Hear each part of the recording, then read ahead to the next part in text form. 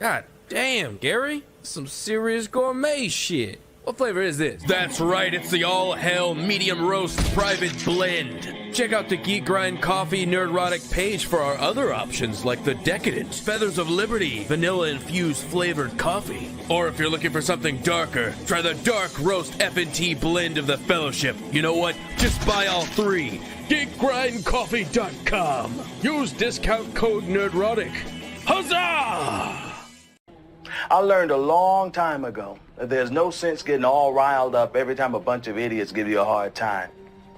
In the end, the universe tends to unfold as it should. Plus, I have a really large penis. That keeps me happy. Woke. Hold up. Wait a minute.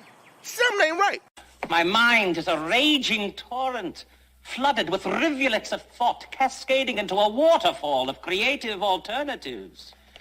God darn it, Mr. Lamar. You use your tongue prettier than a $20 whore. Nerdrotic.com.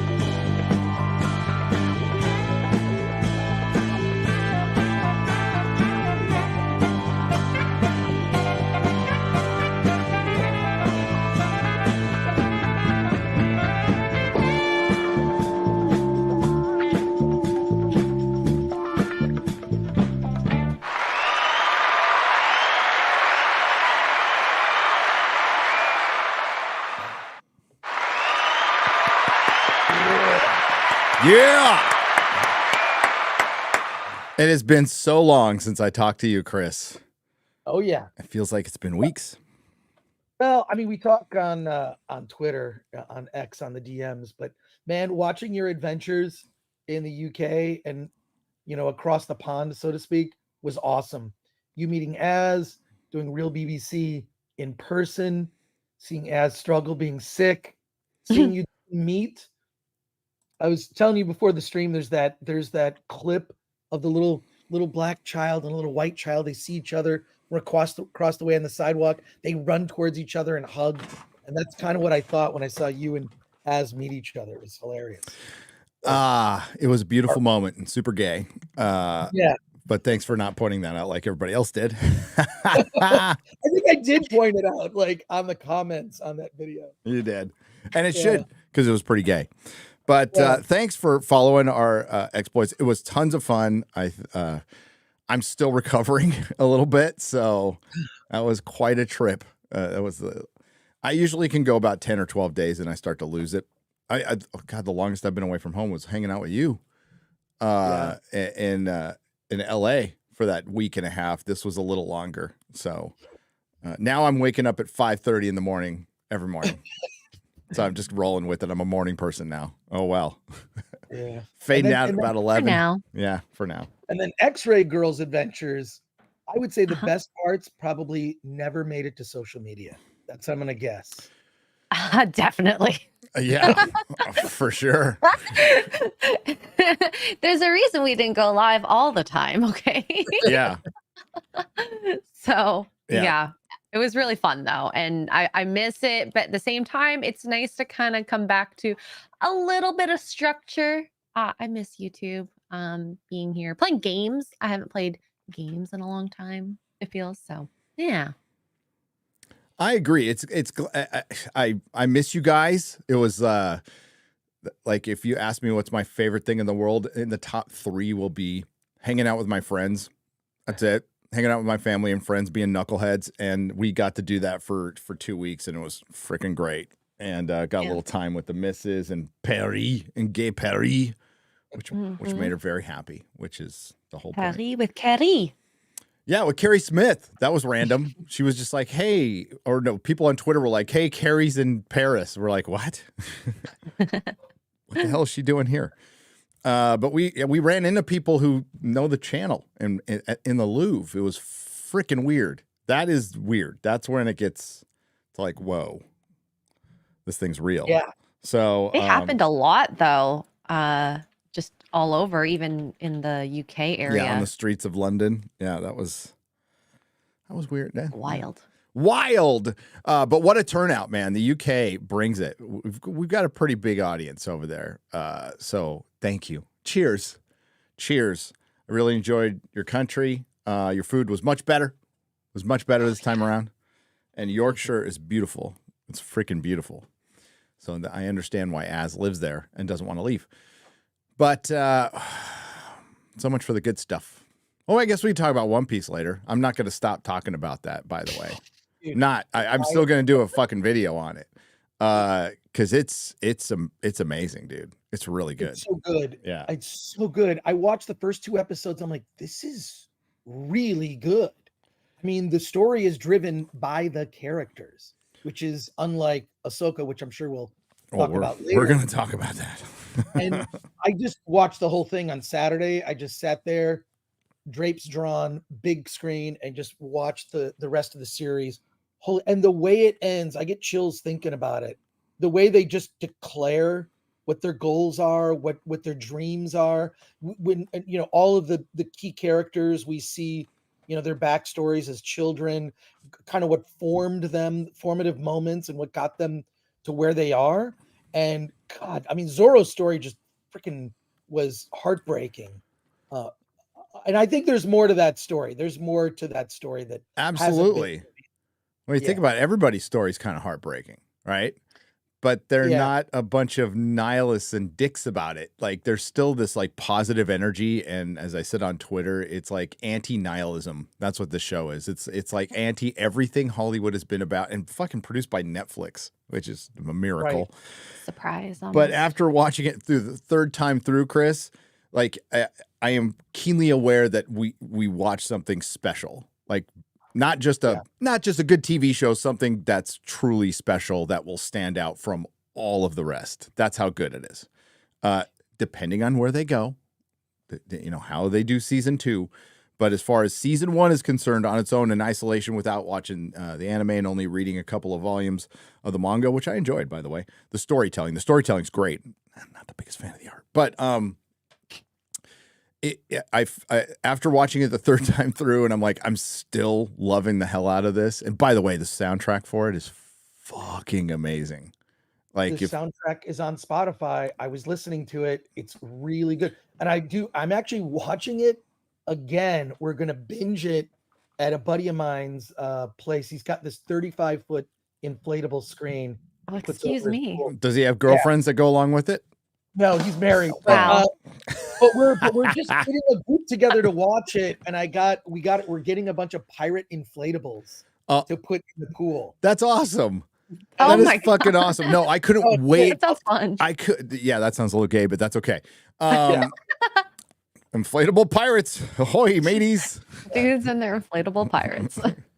Yeah. Ye vast, But I also ye scurvy wenches, prepare to be violated. Oh my God. Yeah, I also found Luffy's hat, the straw hat, on Temu for like a couple dollars. Oh, really? Yeah, but they call it like cartoon hat. But it's they have Luffy's to. hat. Yeah. It's it's not branded One Piece, but it is 100% Luffy's hat. It's hilarious. All the weaves, there's a couple that have emailed me like, I'm so happy you finally got into this. I sorry it took so long, but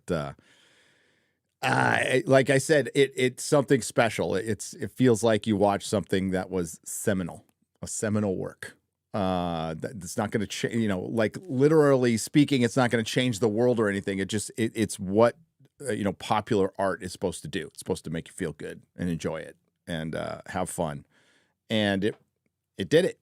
Is it an anomaly? Probably. But, you know, we got this amazing series that I'm going to do a video on. I'm going to work on it today. It's going to be nice to do something like this. So. It's so interesting that this show stands out in contrast and is released at the same time as Ahsoka. It reminds me of the, you know, Rings of Power, House of Dragons in a way. Yeah. You could compare them where one succeeds mainly because it's so focused on character and world building in a way that, like, there's a lot of backstory to this, but it doesn't, but there's the writing and does such a good job of catching you up. Whereas Ahsoka, I feel lost. This sort of wilted reunion with Ezra. I know we'll get to it. I don't want to go, but like watching last night's episode, I just thought, why do I not? Because you're contrasting it with like top tier writing. Like that's what One Piece is top tier writing. Just is. With typical like bottom tier, but that's what we've been mostly getting. So you know, I get asked a lot when we see something good, and this goes through my mind all the time, is like, am I just liking this because so much has been bad? And usually repeat viewings will answer that question. And, you know, after repeat viewings of House of the Dragon and repeat viewings of this, those are two like really good, real TV shows made by people who know what the fuck they're doing. As opposed to Disney, which doesn't know what they're doing at all, has no plan. More importantly, didn't care to have one. Doesn't care to have one. Doesn't respect their audience enough. Dave Filoni, OG Star Wars, tweeted this, and we showed it on I think my Square Up. That it's a weak Square Up, by the way. I'll work on that Thursday. With Mahler, where Dave Filoni basically said we treat the Star Wars fandom like children. We give them a toy, and we let them play with that for a little while, but they always want another toy. And it's because you haven't made any new toys. You're just buying old toys, you freaking retard. You know, it's night and day. It's literally, so I think you're right. The only mistake Netflix made, and yes, I'm going to say it, they should have released it weekly. One Piece would be talked about for the rest of the year. You can already see that, like, it's still building up, but it's not. If it was released weekly, it would be received just the same. You would be able to binge it when it's done, which a lot of people wait to do. But you would have this conversation over 8 weeks that would be building up. And now that we know how episodes 7 and 8 are, it would be in the ether of pop culture conversation for months. Instead of, you know, like, this is a hot series, so a couple months. It'll be a couple months, which is pretty good for a binging series. It's pretty rare to be talked about that much. But imagine it being 4, 5, 6 months. That's where, and basically you're wasting that money. Yeah. So you get more viewers. You get more viewers. Subscribers. Get more word of mouth. Get more time to talk about it. Get more time to think about it between each episode. And Netflix, the only reason they don't do it is because of the way they do data, the way they provide it to their investors. But in the long run, it would be a better business decision because with most of your series, with that art One Piece, you're just taking $100 million, $80 million, $50 million and flushing it down the toilet. There's series that appear and disappear on Netflix that nobody's ever heard of because of the binge model. It's a stupid model business-wise. Always has been, always will be. It works for a few shows, but it doesn't work for your network or streaming service. What's been holding them up is this massive stock price, which you can't deny. And they were there first. That's why Netflix is winning, because they were there first. They decided to do this streaming thing years ago. Yeah. Remember when they send us DVDs in the mail? Oh, I was a subscriber from the beginning. Yep. I loved getting those DVDs in the mail. I wish I kept some of those sleeves. They were kind of cool. Oh, I still have a couple of Netflix DVDs. And they're still in the sleeve too. So keep them. I paid for them. They charged me for them. So, well, I found them when I moved. We couldn't find them when we needed to send them back, but we started moving and we're like, oh, there it is. Shit, haven't seen this in 15 years. So, One Piece was just it was such like, first of all, every episode, I'm a little selfish. I'm glad they didn't do the weekly because every episode just left you with, well, I have to see what happens next. yeah. I don't feel the same way with Ahsoka. I don't even feel invested, just what is the journey? What is the journey? And oh my God, Az did the most amazing thing on Real BBC this past, which of course you can still rewatch. He asked you and Mahler to write down the plot of Ahsoka. What is the story? And you all wrote slightly different things that were like, that's it. Your one was great. Like women looking for balls. It was women looking for balls. But I thought it was really interesting because it reminds me of, I did a panel on the Star Wars prequels years ago at Dragon Con, which we were talking about. And this panel was called The Dysfunctional Skywalker Family. And like, why are the Skywalkers so effed up and have created all this, chaos in the galaxy? One of the questions I would ask is, why did Darth Vader turn to the dark side? Why did Anakin Skywalker become Darth Vader and turn to the dark side? And people would raise their hands and they all had different answers because it's not really clear, right? It's well, there's mom issues and this and disagreeing with the Jedi Order, but it's not really. What I love about One Piece is every character motivation is so clear. You know why Zoro is fighting as hard as he fights. You know why he almost never smiles, right? Like what's in his heart, why he has the third sword, right? It's just there, okay, that's weird. A swordsman with 3 swords. All right, whatever. And then once it's explained what the significance and the meaning of that third sword is, it's just everything. It's putting little things there that are just in the background and then having them pay off. Nothing in Ahsoka's really paying off no. From what I see. And I know we're comparing it because they're out at the same time, but they're similar in the sense that 8-episode limited series, fantasy universe. Star Wars is not science fiction. I'm sorry, it's just not. It's fantasy. It's fantasy. Fantasy. Yeah.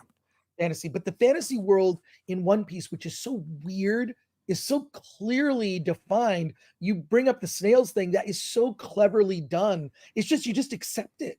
You don't call attention to it. It's part of the world. No, you're right. Like the kids wear Converse, right? They wear Converse looking shoes. They have ties. So they have like modern stuff mixed with the pirate stuff.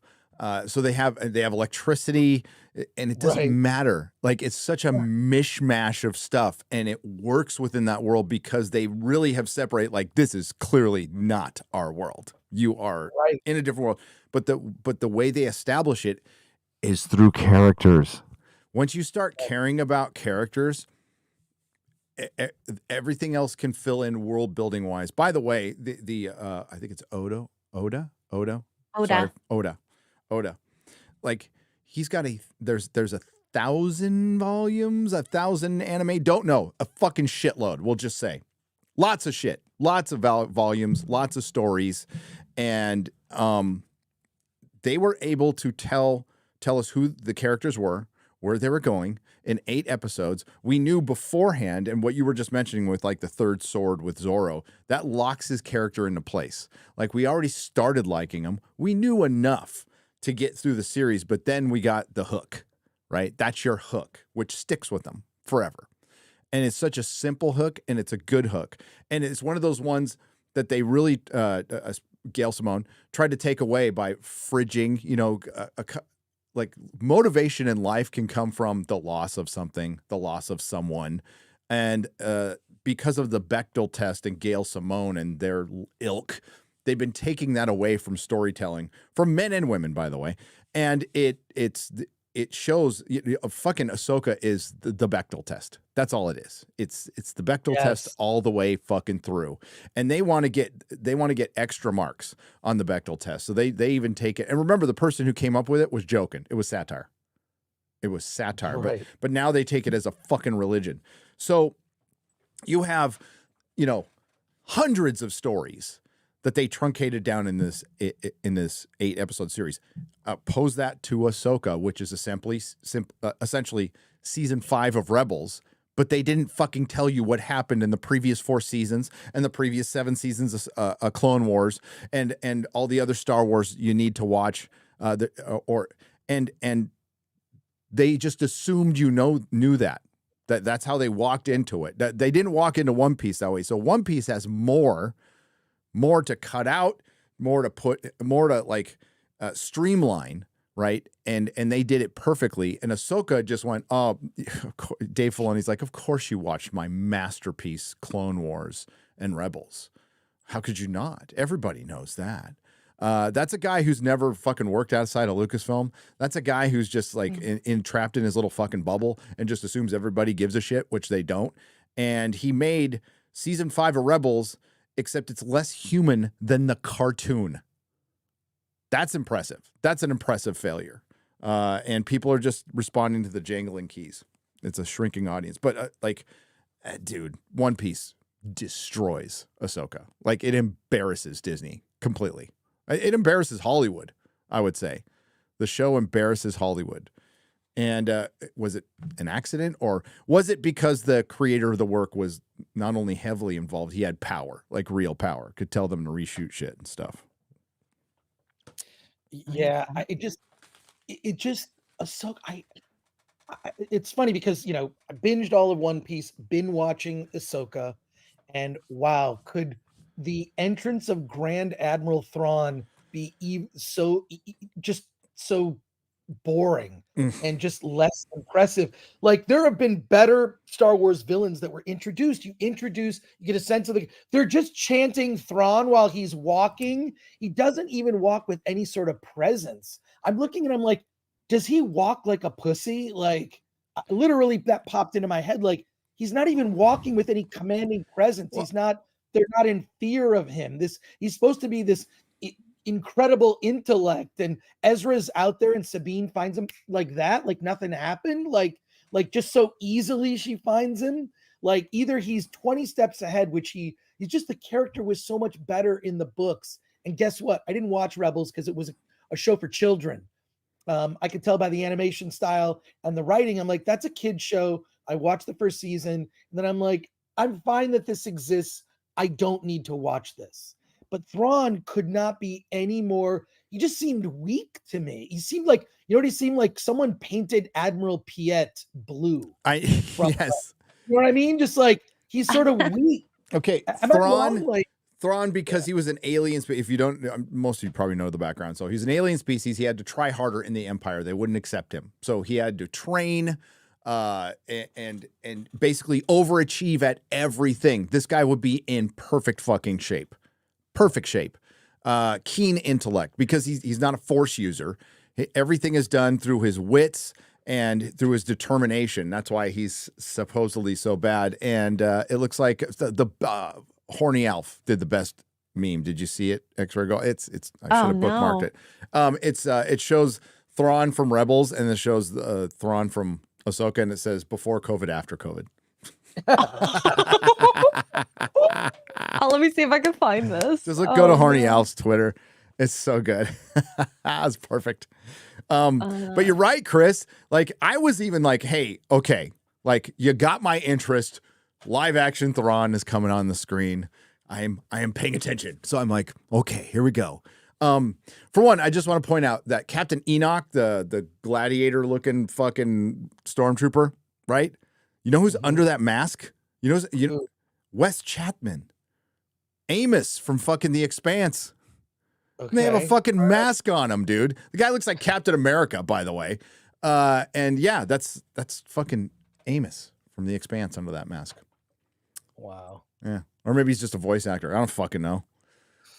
I don't know. So yeah, I don't know.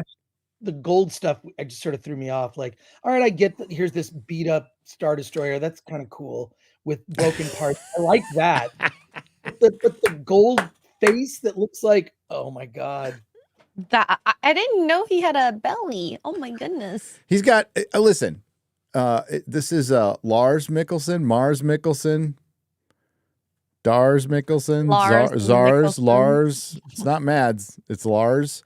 He played Stregobor in The Witcher. He's a good actor. He's a really good actor. He's got the voice for it, but as Ryan said today, I completely agree. Not the physique. Not the physique. Yeah. And yeah, that looks like Grampy. He doesn't look striking at all, and even at his face, like there's a scowl on. Look at the posture on the left, and then look at the posture on the right. Yeah. Now, yes, he's been banished for a little while, but that wouldn't. I don't know if that would make you fatter. I think it might make you thinner. But yeah, it was really underwhelming. There was two like this. There was the big reveal of Thrawn, and then there was the reunion of Ezra and Sabine. How did I word it on Twitter this morning? It was the worst reunion of characters you've never heard of. Well, and also, what's the weight behind the reunion? Because they didn't set it up. I mean, you look. This is what again, going back to One Piece, the way they set up the characters, and there were so many twists and things you just didn't see coming that are resolved. Like none of that. They really look. You can't just say this is a sequel to Rebels and the Clone Wars and throw it out there. You got to catch up the audience that don't watch the cartoons. Speaking of people who watch cartoons, to me, the character of Kobe in One Piece, that's an anime fan. That character looks just like. Whenever I see someone who's a fan of anime, I'm like, oh, that looks like Kobe from One Piece. That looks like it looks like a weeb. It does. Yeah, like, she looks like a weeb. Yeah, okay, by the way, it's a she. Right. Yeah. Whatever. I don't care about that. But okay, we could talk about that. But Jeremy talked about it on Twitter, and I completely agree with it. It didn't push the ideology. That's it didn't push compelled speech. That's what we have a problem with. We don't have a problem with an individual identifying and doing whatever they want as an adult. Don't really care. You can do whatever. We all have to face the consequences of our actions when we're young. And some of us have to go to lots of therapy. Some of us don't survive. That's on them. But as far as the story is concerned, I thought she did a pretty good job. But I'm not going to be compelled to use anybody's pronouns either. So get fucked. There. So that's going to be a problem in my review because there's no way I'm calling her a he. So I'll probably get little spoiler. I'm not calling her a he. But I still think Garp, the whole story between her and Garp was really good. Garp was fucking great. Fucking great. Yeah. Okay, so Ahsoka, we were just talking about Ahsoka. Let me get my train of thought back again. It was heartless. So you were talking about, hey, let's maybe catch people up on Rebels and the Clone Wars. Maybe not. You know what? If you catch people up and they know what's going on in this show and it's good, it will make them want to go watch your older show more. If you just assume everybody's going to watch it or go, here's your list, go watch it, it's not going to move viewers to your shows. It's going to say, well, this one sucks, so they must suck too. And a lot of people would agree with that, by the way. Now, let's bring up One Piece again. How many people are going to go read the manga and watch the anime now? The anime is going to be available on Netflix October 1st. Not a bad move. Not a bad move. Even though it's available other places, it's a really effing smart move to do that. It made me dig out my stuff. I'm going to start diving in. I've got the Blu-ray. I'm ready to go the East Blue Blu-ray. I'm going to watch it. So that's the power of telling a good story the first time and not allowing your audience to basically choose your own characterization and plot and imprint it on something that's just fucking empty. There's so many dead spaces, Chris, that they could have filled them with some exposition to get people caught up. Because I've watched all of Clone Wars and half of Rebels, and I don't remember everything because most of it wasn't that memorable. It wasn't very good, Yeah. And I'm not going to sit there and go, wow, I need to go to Wikipedia or whatever to figure this. Fuck that. I just don't care. I was told today, Chris, that I just don't understand the show, that it's too smart. Right. It's too smart for me. It's too smart for me. Disney Yeah, I Star don't Wars think show. It's too Yeah, I smart don't for think me. so. I'm not saying I'm a genius or anything, but I think I can figure out what Ahsoka's about. It's about women in space chasing balls, and they found some more balls. We have more women with balls in this episode. Thank God. Thank God. Ray Stevenson, may he rest in peace. It's the most interesting character in it. And, we're not going to get more of him. But you can already see his little Bijan Frise Padawan starting to question him a little. You're getting a little bit of it. We predicted that. We said, oh, she'll probably kill him or something. And scissor with Sabine. There's already people trying to ship him. So, yeah, this reunion, this big reunion with... it's hard for me to imagine. So you didn't watch Rebels at all? Right? I watched the first season. Okay. And I thought it's a kid's show. Yeah. I mean, Chopper is like an anime. It's a kid's show. And look, I preferred the Gendy Tartakovsky Clone Wars because I felt it came with a level of seriousness that carried over from the prequels. And it was these sort of self-contained adventures. And they even did, I thought was very interesting, they did a prequel to Revenge of the Sith, leading you right up to Revenge. It takes you right to the movie. Yes. I still have those. Like most of my Star Wars stuff I've completely ejected. I still have those on DVD. Never get rid of them. Yeah, I preferred that series. I like the animation style. I don't know, I thought it was really good. And when Clone Wars, the digital anime, just something about it said, this is a kid's show. It's fine. I get it. It's not for me. And that's fine. That's fine. But if you're going to do a live action for everyone, which includes adults and kids, you got to catch them up. You can't assume knowledge. And it's even more powerful to restate why there's this big connection with Ezra, the sacrifice that Ezra made, which I still know nothing about. Basically, he participated in the banishment of Thrawn. And so what? And Thrawn just hasn't sent people out to find Ezra to dispense with him for once and for all. He's living in a hut with a bunch of rock turtles. Snail rock turtles. Yeah. That are totally not supposed to remind us of Jawas. And there's some bandits that are totally not supposed to remind us of Sand people. And right. Of course, Dave Filoni managed to put in a dog or a wolf dog or, right, for Sabine to ride. And, I can't blame any of the actors in this show because there's good actors in this show. Mm-hmm. Mickelson, freaking Ray Stevenson, Rosario Dawson. There's legit, David Tennant's voice acting. This all lays at the feet of Filoni. He can't direct actors. The editing is paced like everybody's on Thorazine. Fucking A. God damn, that first 15 minutes. There's about a minute or two of dialogue. I was gonna write it down. That's how angry I got. I'm gonna write down all the fucking dialogue in the 15 minutes, and I bet I could speak it in under 2 minutes. And it's so much of just looking and waiting and walking up, and we have to see ships take off and land again, and people walk up and lead to doors and do fucking all this bullshit, padding that they did in old school Doctor Who, right? You guys remember? There's especially in the Pertwee and Tom Baker era, there is tons of cars driving up a driveway, somebody getting out of a car, walking into a door, walking through the door, closing the door. They needed it to pad time to get the episode count up. Right. That was, on a shoestring budget at the BBC in the 70s. We were talking about tens of millions of dollars per episode. And that conversation between Hu Yang and Ahsoka in the ship, where there's just these long pauses, shall I tell you a story? No, not now. Maybe some other time. Okay. I mean, what the fuck is that? That didn't even need to exist. No. Oh my God. It's not an exaggeration either. No. You're not exaggerating.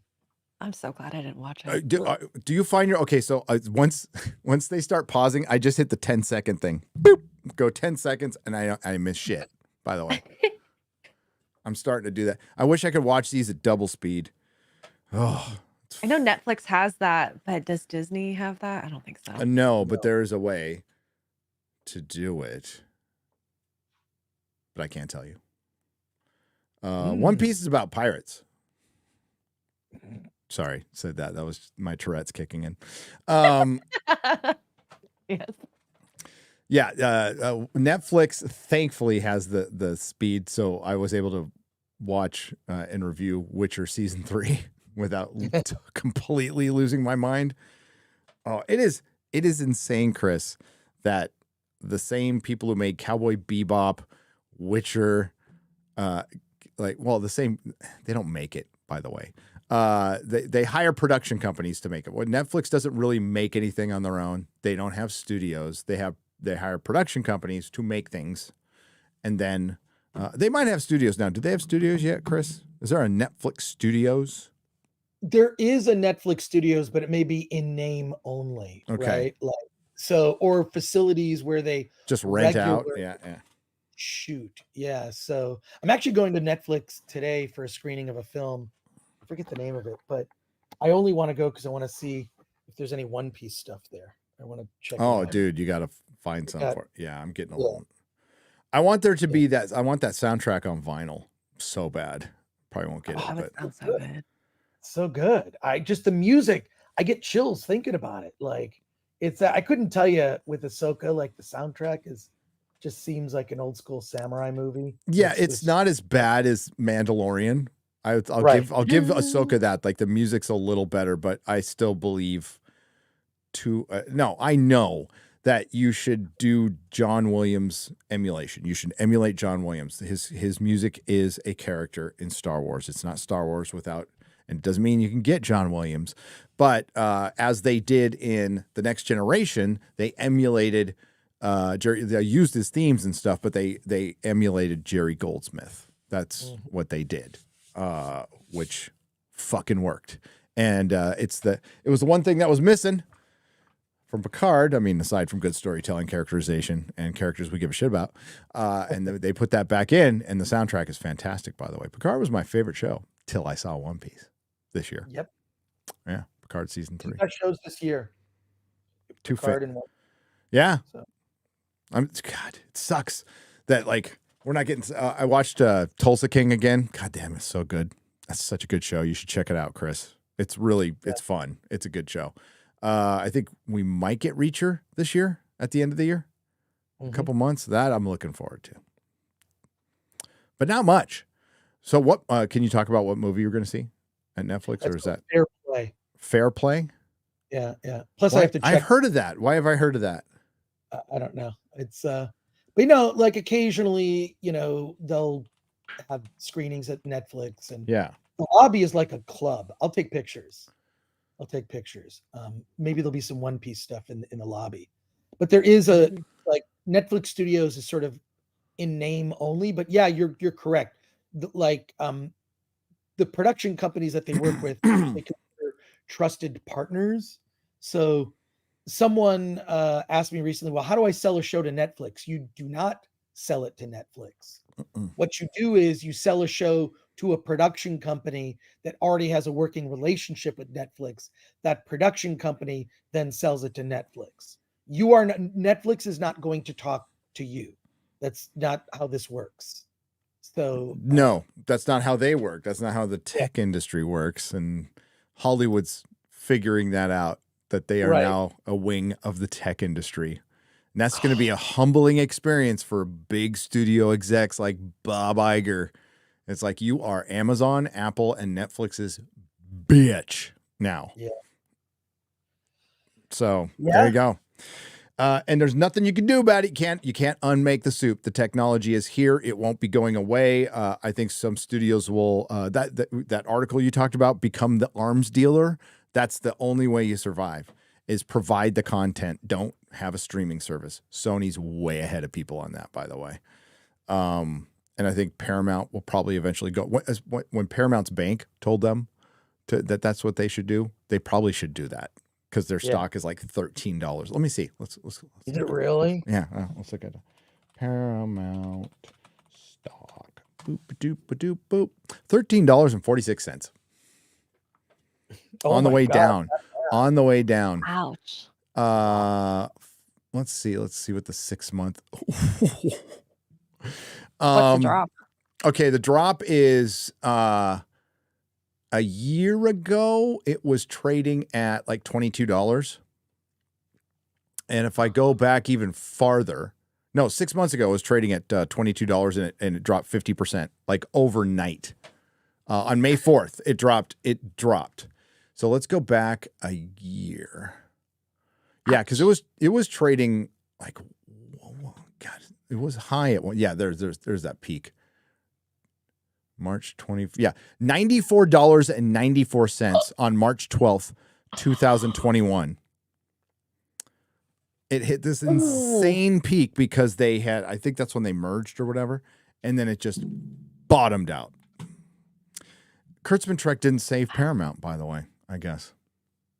Weird. That's a big one. Weird. How's that Disney stock doing? How's that Disney stock doing? I love that Rachel Zegler when she says weird. Weird. Oh, that clip's that's going to be internet lore forever now. That's going heavily into the rotation. Right. So dumb. It is so dumb. Disney stock's at $83. They just announced their big push to spend more money at the parks. Oh yeah. That'll fix it. I saw the article. You know what? When I was doing cocaine, I decided to do more cocaine to quit cocaine. Yeah. To be fair, it's the only thing that's making the money. Yeah. Yeah, and to be fair, if I did more cocaine, it would have killed me. Nah, therefore, I would have stopped. It would have worked.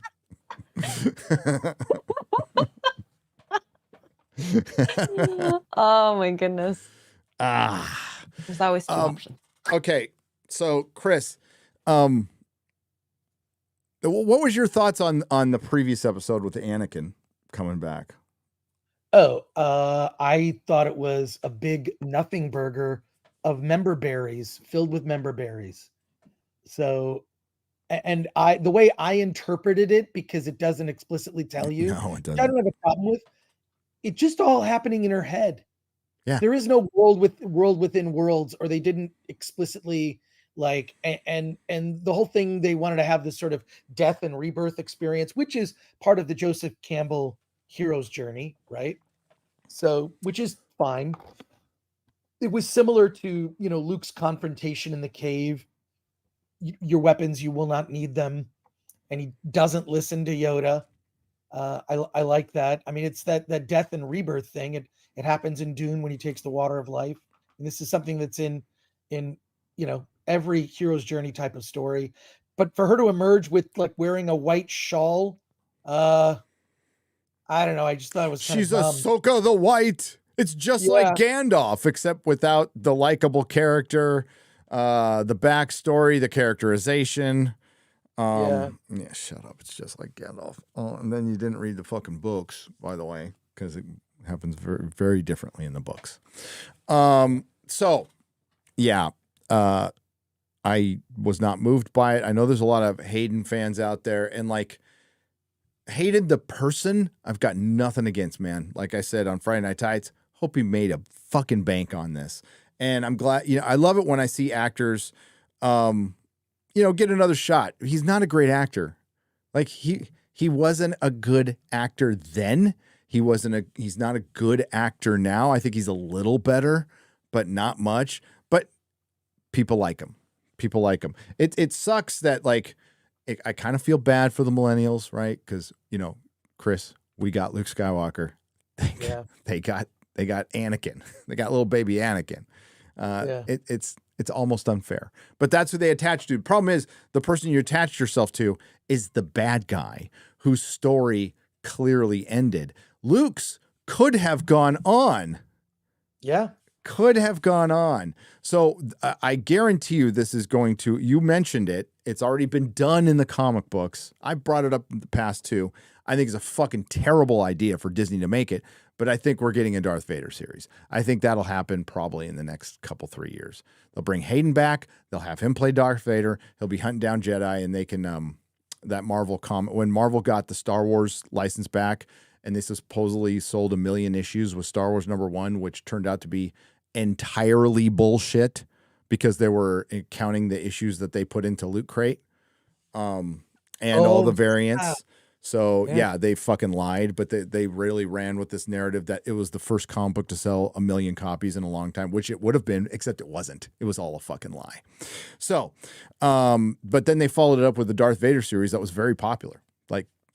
Like by all accounts, pretty good, pretty popular. They can just do that until they remake the original trilogy and the prequel. That's all they have left. That's definitely coming. One way they could remake it, though, because I was thinking about this, and I actually suggested doing a Darth Vader series because Darth Vader is the most popular character. Whenever they've done like polls, Darth Vader #1, and Darth Vader easily, if you think about just the history of, the movies, the greatest movie villain of all time is Darth Vader. An amazing entrance, he was supposed to be a side character. George Lucas, he was just like a heavy for the bigger villains in the story. If you God, the book, I recommend it often, but the Secret History of Star Wars. Yes. Have you read that book, Gary? Or? I have heard of it. I have not read it. I know of it though. Don't read it. Get the audiobook. The audiobook is so good. They hired a cartoon voice actor to do all the voices. So he does like Harrison Ford. Oh, sort of a Harrison Ford here. He does George Lucas. He even does like Lawrence Kasdan, the sort of nasally Michigan Midwest accent. Lawrence Kasdan, like I only know that because I'm also from Michigan. So, but he gets all of the voices down. Irving Kershner. It's like 24. It's over 20 hours. I know the book, The Secret History of Star Wars. Get the audiobook. It is like a riveting documentary in audio form. I thought I knew everything about Star Wars. I just got it. Okay, I just got it. Yeah. Okay, the author of the book goes through every draft that George Lucas filed with the guild. Like, so the actual treatments that George Lucas wrote, they're freaking incomprehensible. I mean, there are ideas that are there that are kind of forming, but Darth Vader was always just like, he's this sort of low-level thug in a way. That book, I'm telling you, you should do a video. I'll check it out. Not only do a video, but take audio clips from it. It's insane. I think I even I did an interview with Gary Kurtz years ago that's actually quoted. RIP. So yeah, Gary Kurtz. And that interview I put on the Film Threat website. But it's that audiobook, dude. Like I if I'm on a long drive, I just put that audiobook on. And of course I miss exits or whatever, but that book is I do that all the time. Yeah, but I'm addicted to audiobooks and obviously YouTube and podcasts. But man, that is just one of the best books ever written about Star Wars. Now, it ended with the 6 Star Wars movies, so it doesn't get into the sequels. But he does get into the story for what Return of the Jedi was supposed to be, and it just seemed like a much better story. The better story. He kind of like Lucas just dumbed it down and just we're gonna do a second Death Star, but like you're gonna love it just as a longtime fan. When I was a kid, I didn't hate the second Death Star idea. It kind of made sense to me. I'm like, of course they'd make another one. Why not? Yeah, but I remember seeing the production paintings of like, this is the Emperor's lair and this is like there was just like cool Darth Vader's castle and Mustafar. Yeah. I know. Stuff they didn't use. Wookiees instead of Ewoks. Yeah, we can talk about that. And I feel like they wrapped up the story too quickly. And originally in Return of the Jedi, there were supposed to be 2 species. Did you know about this story? I'm sure you do. 2 species. 2 species on the moon of Endor. Yes. So there were characters. There were the Ewoks. There were also the Yuzums. Was it the Yuzums? I may be incorrect. Chat will know. I can't remember. So there were 2 types of alien races on Endor, or on the moon of Endor. And so one was very short, right? And one was very tall. And when David Lynch actually interviewed, I know this firsthand because I interviewed David Lynch about this. And he just asked a very practical question to George. He said, I've got these 2 alien species. One is tall, one is short. How do I keep track of eye lines? Like that's a thing that directors care about. Like how do you know when you cut to a close-up of a character, they're looking at another character? Like that's going to be hard with a tall race and a small race. So he was just getting into, basically David Lynch didn't take the job because there was no opportunity for him to kind of put his artistic stamp on it, and no personality. Just a hired and he gun. walked away, and he made Dune, which whatever, that's a whole other conversation. But I like it. I like that movie. I don't care what anybody says. I like it. Yeah, it's better now. The 3-hour 4K restored version made by a fan that's actually on the German Blu-ray release is amazing, and it's on YouTube for free. It's on the German Blu-ray release? On the German Blu-ray release, which is going to get re-released in the States. A friend of mine has it, but it's called the Spice Diver cut. Just look up Dune 4K 3 hours Spice Dive. You'll find it on YouTube. I'll find that. I had so good. Remember Drew's Scriptorama? Yes. Back in the day, old website where you could just go and download PDF files and print them. So, dude, I wasted tons of paper, and I got the Star Wars. You know, you get all the original scripts. You got James Cameron's Spider-Man script, which was fucking terrible. It's just like absolutely terrible. But yeah, he might still be around. I haven't checked the web. I haven't checked in 10 years. But Drew's Scriptorama, that's where I got I still have the scripts. Because I used to buy scripts too. I buy shooting scripts. You used to be able to get them for cheap at cons.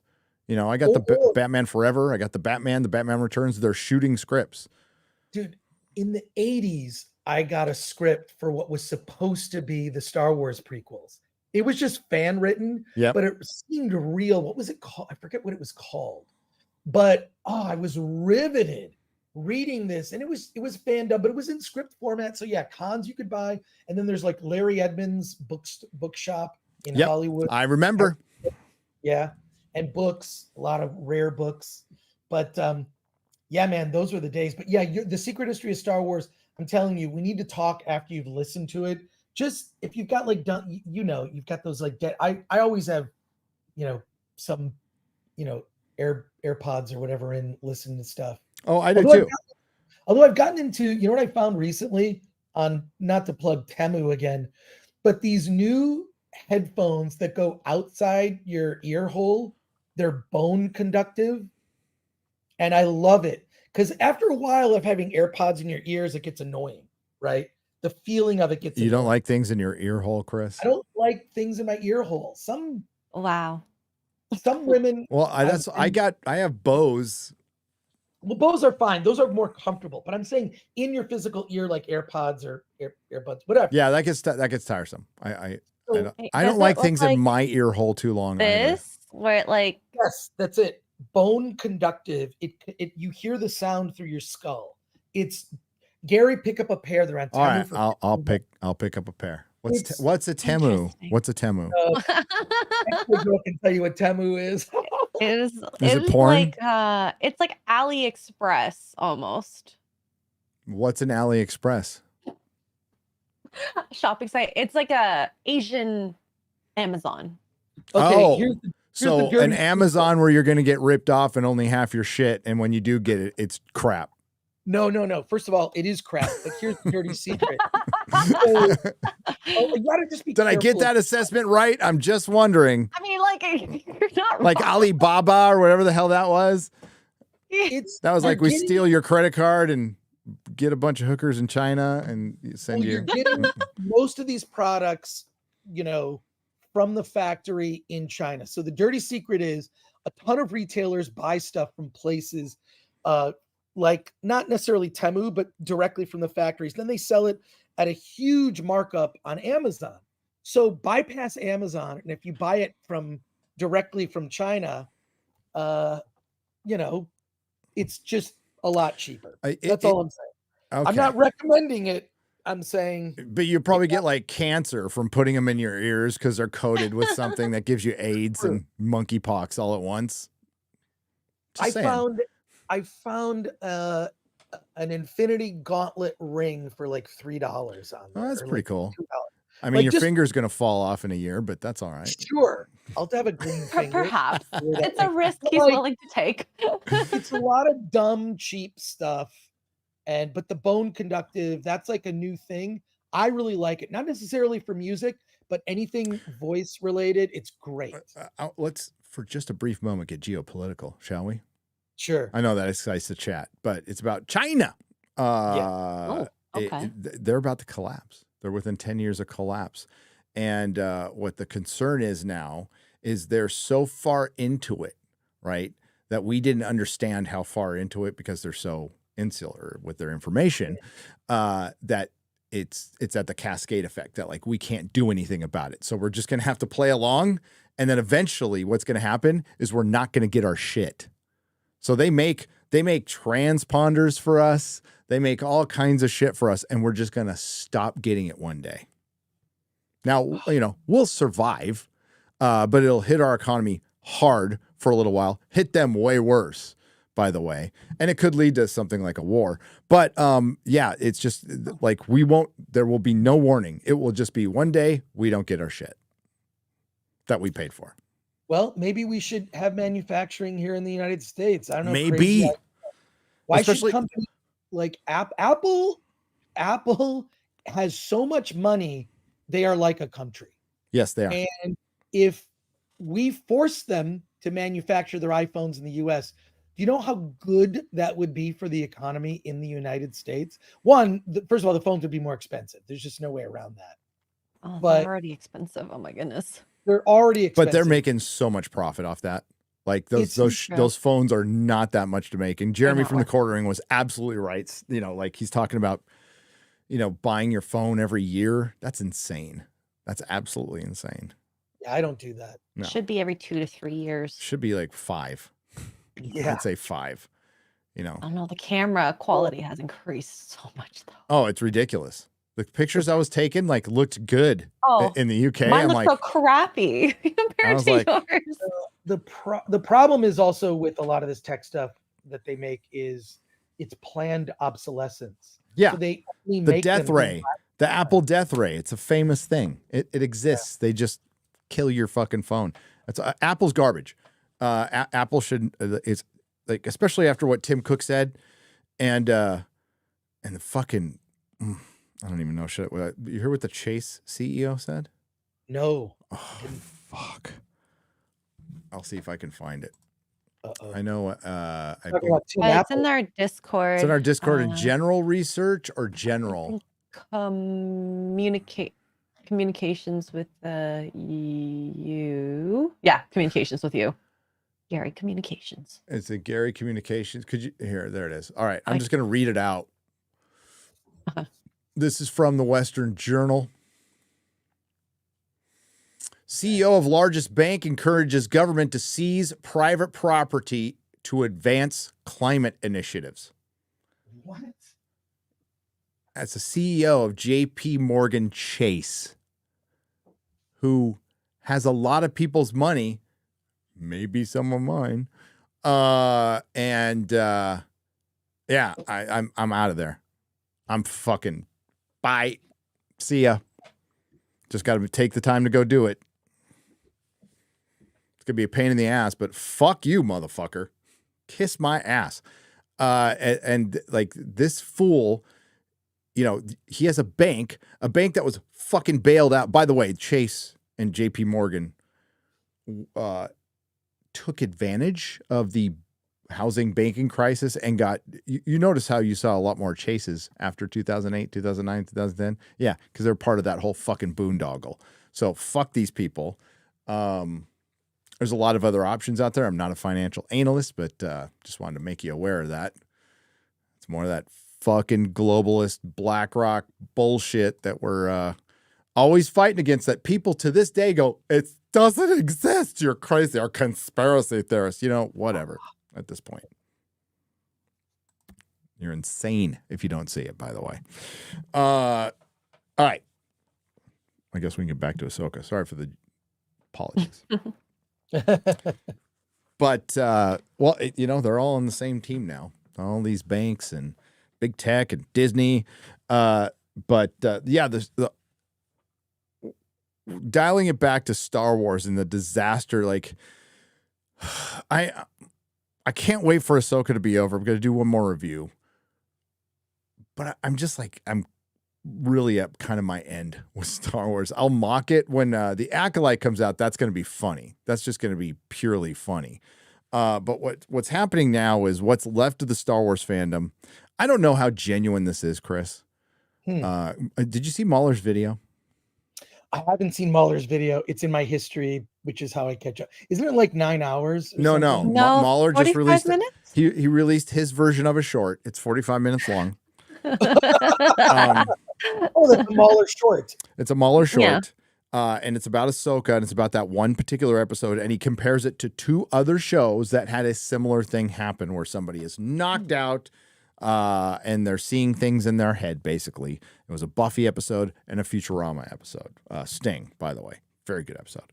And then he compares it to Ahsoka, and it embarrasses Ahsoka, as it should. But towards the end, he's showing all the talk on Twitter and all the hashtags, and what he had is AI read them out. And then the thing I walked away from is all those hashtags do not, for one, Tano Tuesday, dude. Tano Tuesday is supposed to be like Taco Tuesday, but Tano Tuesday, that sounds like the kind of thing a 25-year-old woke woman just out of college would come up with at a marketing firm. And it looks like a lot of it's just bullshit. A lot of it's just stan accounts or hired accounts by third-party firms. Don't fucking know, don't care. But when you get outside of Twitter, it's nothing. Nobody's fucking talking about the show. And Chris, this show was marketed in London. Ahsoka shit was everywhere. Fucking everywhere, on the side of double-decker buses, on the side of buildings. I saw it in comic stores. They were able to put it in front of Forbidden Planet. It was everywhere. I didn't see a single thing for One Piece. Wow. Not a single thing. And you didn't need to, because it's doing so well. But yeah, I'm noticing that the dwindling Star Wars fandom. This is kind of a fight that reminds me a little bit of The Last Jedi, but it's just not as big. It's a skirmish at this point, and it's going to dwindle into nothing, because after this, there's going to be a 2-year break, right, because of the strike. So you're not going to get Ahsoka season 2. You're not going to get a Mandalorian season 4. You're not going to get whatever fucking else was lined up, and you're going to get the Acolyte. That's your next Star Wars thing. And there's a Rey movie that's supposedly going into production in spring. You've been involved in making films before. Yes. Can you write a script and hire crews in a month? Not a good script, but yes, you can do that. Like, that is physically possible. I mean, they made so many changes to The Force Awakens. They didn't ever release a behind the scenes making of book for The Force Awakens because it was such a mess. It was a mess. They even released like action figures of characters that were supposed to be prominent, but were not once the movie came out. Yeah. So I don't think it's possible to do anything good, especially in the corporate structure, which the way Disney works. I mean, there's a reason people walk away from Disney saying to themselves, I don't want to work for that company again. And I find it also really humorous that Tatiana Maslany was paid what, $50,000 per episode, and Sonny Chiba's son, the actor who plays Zorro, got like what, over $200,000 per episode. Earned every bit of it. Yeah, earned every bit of it, and as actual useful, not just as an acting skills, but also as a swordsman. I mean, it appears as if he did many of his own stunts. I'm sure they had stuntmen, as well, but man, he was good. His character is just. You know, my kid said, I sat down and watched it with my kid. Oh, yeah. That was fucking awesome, by the way. And he's like, no shaky cam. I'm all, no, there is no shaky cam. True. No shaky cam. The camera will move with the actor and do that side to side thing, which makes the action look 1,000 times better, by the way. That fight scene in the bar, dude, is like where he's where Zorro's not even taking out a sword and just beating the shit out of Marines with the hilt. It's so fucking good. It's so well done. I want, you know what I want? I want meet the character Mihawk, who I think is awesome. Awesome character, dude. When he goes up to, he's gonna fight Zoro, and he pulls out the little sword. I want the little sword. I do too. So that is so. It's by the way, I shared shared it on Twitter. The piece of music for that scene, Zoro versus Mihawk, it features a guitarist name. I'm gonna get his name wrong, so forgive me, chat. It's Marcin. So Marcin. Did I get it right? The guitar work in that is fucking sick. It is unbelievable. The guy shreds. It is such a good piece of music. I'm like, oh my God, I haven't heard anything this good in a decade. Just listen to that piece of music. I shared it on Twitter. Awesome. It is fucking awesome. This is why I like this. See, when I find something I like, this is why I do this. Because it genuinely brings me joy. So that's why I do this. That's why I like this shit. Mihawk's character is just so, I mean, his screen time is so little, which is also makes him cool, is better than anything in Ahsoka. Just that one character who I expect the way that he was handled, he's going to be more prominent in future seasons, which is fantastic. Just the way that whole thing was played. I love even like Sanji, the cook, who like has that total cliche anime thing of the blonde hair going over the one eye, but he's wearing a suit and smoking. Yeah, smoking. I just like it's fucking awesome. No, I love Sanji. His backstory and the little kid who played the younger version was really fucking good. Kid actor. So yeah, like the kid actors, some were good, some were like, but the Sanji kid actor was fucking really good, like a talented kid. God, the whole thing between him and Zeph was so fucking that goodbye. Yeah, he gives him, it's like, thanks for putting up with my shit, old man. You're like, oh, good. Hold back, but damn, there's so many good lines. There's some really based shit in this. Yes, features a trans actor, but with the trans actor, there's this mentorship that's based as fuck, especially a speech from Garp going, world ain't fair. So what we have to do as adults is decide what we can live with and then do stuff about the stuff we can't live with, essentially. It's like we could just, black pill everything. It was a really, good speech. And so you have this Marine Vice Admiral Garp, who's a villain, but he's not.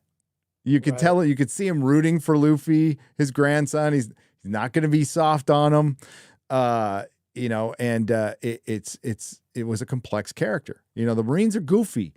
Somebody pointed this out on FNT. Sorry if I forgot who it was, but they have fucking hats on that say Marine. It's goofy. Yeah, they have goofy uniforms, but it works. It's I freaking love it. I love it. Absolutely love it. Star Wars shit though. It's such shit. And then when you have something like you said, Chris, to compare it to and contrast it to, it's embarrassing. It should be embarrassing. Like, everybody at Lucasfilm should be humiliated, but they're too busy villainizing the fandom and blaming you for all of their failures. As I've said in many videos, and many of us have said before, you are not crazy. This is very bad, and it's not bad that you point it out. You're not a hater. You're a human being who can objectively say, this thing I loved is shit now. And it's more shit than good, and has been for a long time. And it's a testament to what George created that people are even still fucking talking about it, because it should well be in the apathy. And unfortunately, that's where it's going. That's where it's going. So people are going to like I said, the amount of people who care right now is a much smaller number. I'm just going to guess off the top of my head. We're talking 30 to 40% less than who cared about Obi-Wan. Obi-Wan killed Star Wars again. And what you have now is people hanging on to the idea of something they love, and they just want to hang on to it. And I'm not going to fault you for that. As an individual, if that's what you want to do what you want with your own money. Enjoy it what you want. But Chris and I and Xray Girl are all allowed to have our opinion. And we will continue to have it. It can differ from other people's, and that's fine. But when we have people out there making puppets of us, that hate us so much they make puppets of us. I was trying to explain that to my kid. I'm like, there's a guy out there who hates Eric July and Critical Drinker and me and Az so much, he made puppets of each of us individually. And my kid goes, that sounds like love. I'm all, I know. It's weird. It's weird. Such is life. Really weird. I want a Chris puppet.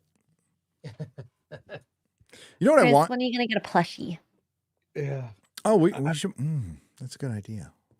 I don't know if I want to do a plushie of me. That would be. I don't know. I don't even want one. So can't imagine the audience will. Maybe a Frank Gore one. That would be good. That would be kind of funny. You and just in a Frank Gore uniform. Frank Gore. Get Alan to get one. I get one of them. There you go. Let's read some soups, shall we? Mm-hmm. Do it. We'll start with. Hang on. I can do this. I can do this. I believe in you. Thank you. I do appreciate it. What's the date today? 20th? The 20th, yeah. Okay. So Creature Feature Tiki for $5. Let's go Padres. Love the show. Yeah. The mantra of a Padre fan is next year is our year. That's right. Next year, baby. It's so hopeful. Lifelong Padre fan. How about them Chargers, Chris? Those LA Chargers. Well, you should be a Detroit Lions fan. Detroit Lions were undefeated in week 1, but then week 2 happened. You have an NFL championship, though. You have an NFL championship. 1950. No, the Detroit, in the 50s. Yeah, NFL championship. So my team, the Chargers, never won an NFL championship. They won an AFL one in 60. Doesn't fucking count. Right. So technically, you've won an NFL championship with your team. Okay. Well, but we have not even, the Detroit Lions have never been to the Super Bowl since the Super Bowl was created in 1965. Did they got close one year? Got beat by the Cowboys? Yeah.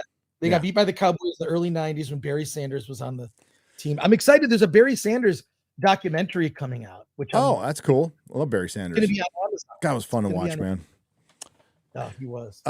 Neo Conquer for $5 says, my favorite people to listen to are finally back together. Hey, Gary, did you ever see that edit I made of your lesbian cop rant and the scene from Pulp Fiction? If not, I can add you on Twitter again.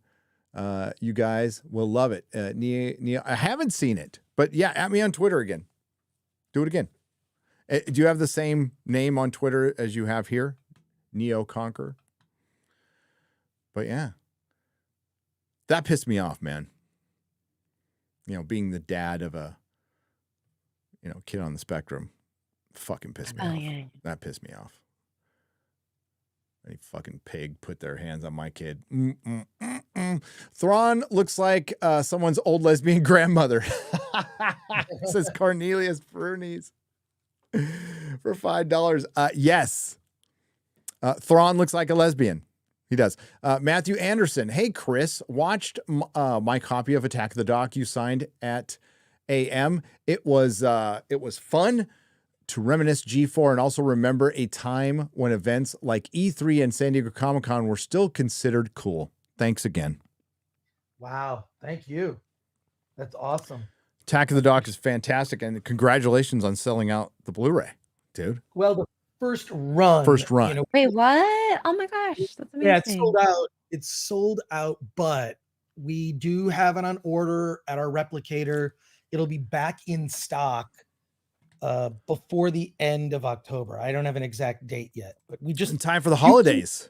You can order it, and then we're just going to ship out a bunch at the end of October. So it is what it is, and we kind of I didn't plan well. I thought that we'd have enough Blu-rays to get us through the holidays, but that is not the case. And so, look, there are worse things. So, wait 3-4 weeks. You'll have it. So there you go. There we go. We got some breaking news from Ryan Kinnell. This came in from an hour ago. One Take News so they've updated the budget from the Marvels. They said it was $130 million. That was erroneous, and they actually had to take it out of the source report, but a lot of people ran with it. Ryan immediately came out and said, hey, that's bullshit. and I can back up completely what he says. I'll tell you what the fucking budget to the Marvels is. I will tell you right after I read this. So One Take News says, new paperwork submitted by Disney confirms the Marvels has a final budget of $219.8 million. The film will have to gross $439.6 million to break even. This is fucking cope. This is a lie. This is marketing bullshit. Ryan says, even when they update bullshit budget news from yesterday, it's still wrong. That break-even number doesn't even factor in what they're spending on marketing, which is likely an additional $100 million. Fucking retards. So the budget for the Marvels is somewhere between $250 and $300 million. 250. That's before marketing. That does not count marketing. There has been massive reshoots on this. So that reported budget you're getting is probably from the first cut of the fucking film. Maybe I'm not going to speculate. Because there are ways to put information out there by these companies and not lie technically. They're just omitting truth, which we want to tell our kids that omitting the truth is still a lie. But the politicians, media, and the entire system doesn't give a shit about that nowadays. And that's why our system is right now in decay. But it's between 250 million and 300 million. Okay. And that's been the case for a long time. For a long, long time. Ryan staying on top. I just retweeted if you wanted to see it. I just retweeted Ryan, but he's on top of it. Good man. Good man. Junji Ito Doug Walker for $1 says, Thrawn is looking like the pear to the Empire. The pear to the Empire. Very good. You earned that one. Matthew Anderson, thanks again for the $5. Let's see if I missed any. Okay. You're good on that side. I'm good on that side. We're going to get on this side now. Frosty is a member. Cheers. Eric Stratton is a new member. And Lon Mackey is a new member. Burbshib says, the best Nooners are always in the alleyway for a price of a super chat for $5 Australian. Well, I'll take your word on that one. Let's go to Dixon Butts for 2 Canadian pesos. Love the Nerdrotic Noonish. Thank you, Dixon Butts. I appreciate it. Boromir, son of Gondor, for $10. Greetings, Gary and Chris Gore. There is a great indie movie you guys should check out on Tubi called The First King. It is a foreign-made movie about 2 brothers that founded Rome. Oh, it's about Rome? Let's do it. I'm in. I think about Rome all the time. All the time. It's always on my mind. I haven't seen Rome in a long time, and I realized I didn't have it on physical media. Because I'm buying everything on physical media. And then I went back and I'm like, I don't have Deadpool. What? Deadwood. What the fuck? So I bought Deadwood. How could I not have Deadwood? Razorfist is going to be so disappointed in me. Star Wars. Let's talk about things more people are interested in, like collecting twist ties from bread bags. This is JWT for 6577 for $5. I don't throw mine away. Is that weird? Because I don't eat. Well, because they're handy little fucking things, man. Yeah. I don't. You're just like my dad. He's the same. You never know when you got to twisty tie something, okay? And you don't want to use a zip tie all the time, for wires and stuff. I have all these. Velcro. Yeah. Velcro works too. Velcro works too. Yeah, I don't throw that shit away. Autocorrect, LOL meant attack, says Andrew Val. Oh, he said, do you guys see the React creator tell people to attack Mahler, then delete all her tweets, then locking her account, fearing the long men? And Andrew Valdez, I would have gotten that. You didn't have to give us another $1.99, but thank you. So he gave us $7. Thank you. Yes, I responded to it immediately by saying, hey, look, the reactor is upset somebody is reacting to her reaction content. How strange. Mahler called her out. Yeah, she was calling for a false flag. Listen, you put yourself on the internet, you put yourself out there. If you want to do this react content that's that's not genuine, by the way, that's overreacting. You're actually, somebody pointed out that the fake emotions from the reactors actually are more entertaining than the actual Ahsoka show itself. I would agree with that. I agree with that. I got a lot more laughs out of it too. But if you put yourself out there, you put yourself out there. I mean, Az and I and Mahler laughed at the Grizzy video yesterday, but it's that's what it's there for. People make videos about me. People make videos about Chris. People even drag poor Xray girl into it. Really? Yeah. Oh yeah. Xray girl? Yeah. Why? It happens. I've ignored all of it. Yeah. It's just much easier It's that part way. of the gig. It's part of the gig. Like whatever. You don't false flag people. I wouldn't dream of doing it. I don't care what people say about me. But yeah, she wanted to false flag Mahler. Then you know, and then she shut down her Twitter account. Yeah. You know, Mahler's a popular guy. People like Mahler. You want to know why? Because Mahler's honest, and he's actually a really good dude. Like a really nice, fair, good dude. So yeah, I just wouldn't recommend that. Don't go after him. Yeah. Or think you can go. Yeah, like for one, she protected her tweets to begin with, right? But and it was right after our show, so we had already reacted to really? Grizzy's video. It was right. This happened right after our show, and she didn't watch the video, by the way. and just the whole thing of this person reacts to Disney Star Wars stuff. That's their content, which you're allowed to do and allowed to enjoy, but people will react to your stuff. And the internet is forever. And the internet is forever, and you can't un-internet the internet. Mm-hmm. Dan Richards for 5 Canadian pesos forgot to make Marvel Mail again. What we need to forget make Marvel Mail again.